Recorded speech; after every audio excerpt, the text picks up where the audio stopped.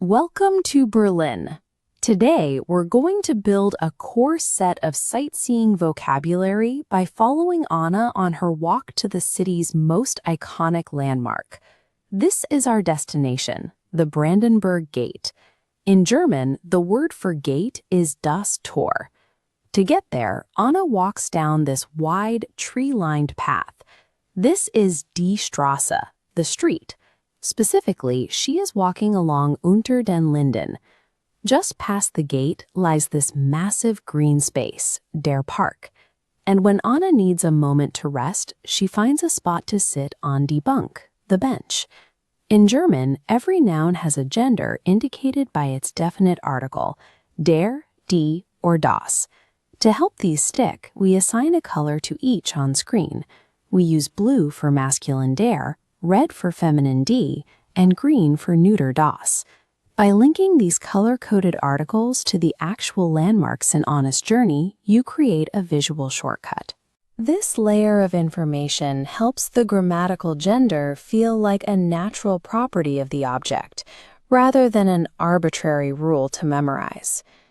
As we move from single words to full sentences, the nouns begin to change. When describing more than one object, German nouns often take on a new suffix. Notice the change in this sentence. Das Tor hat 6 Säulen. The target word is Säulen.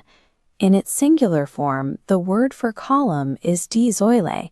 To make it plural, we keep the root and simply add an N to the end. You can see this change in action by looking at the gate itself. These are the 6 Säulen that support the entire structure. Let's look at another pattern.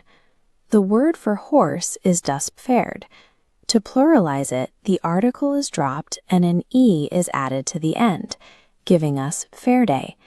This is most visible on the very top of the gate, where the bronze quadriga statue features these 4 individual Pferde. Learning to identify these specific suffix changes allows you to recognize familiar root words, even when they are embedded in more complex German sentences. Not everything Anna sees is a physical object. Sitting in the park, she feels a sense of Freiheit, freedom, and because she reached the gate on her own, she is stolz, proud. Abstract words are difficult to learn through simple repetition. However, by tying Freiheit to the specific moment Anna looks back at a monument that once divided a city, the word gains a narrative context that is much harder to forget. Let's test how these connections are forming. Look at this moment from earlier in the story. You have 5 seconds to identify the friendly stranger and the object in his hand using the correct German articles. Time's up. The stranger is der Tourist, and he's holding das Foto, the photo. Retrieving words within a narrative context starts the process of building a memory. Each time you successfully recall a term in its proper setting, you strengthen the connection between the concept and the language.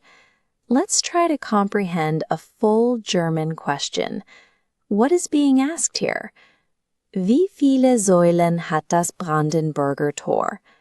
We recognize Säulen as columns. Building off the architectural visual from earlier, the answer is Das Tor hat 6 Säulen. Let's try one that uses our abstract vocabulary. Wofür ist das Tor ein Symbol?